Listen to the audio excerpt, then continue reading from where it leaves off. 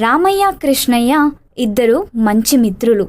ఒకరోజు ఇద్దరూ కలిసి తమ పొలాలు చూసుకోవడానికి వెళ్ళాలని నిశ్చయించుకుంటారు. రాత్రి వర్షం పడిన కారణంగా కంకులు ఏమైనా పాడయ్యాయేమోనని చూద్దామని రామయ్య అంటాడు. సరే వెళ్దాం అని పొలానికి బయలుదేరతారు.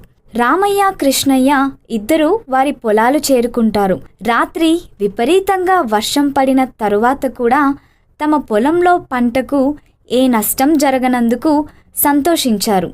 సరే ఇంటికి వెళ్దామని బయలుదేరుతుండగా కృష్ణయ్య తన పక్క పొలంలో ఉన్న సోమయ్య పొలం గట్టు మీద ఒక కుందేలు వెళ్ళటం చూస్తాడు. ఆ కుందేలును పట్టుకోవాలని ఆతృతతో సోమయ్య పొలాన్ని తొక్కుకుంటూ వెళ్తాడు. ఇది చూసిన రామయ్య కృష్ణయ్యను గట్టిగా మందలించాడు. కృష్ణయ్య పట్టించుకోకుండా పరుగెత్తి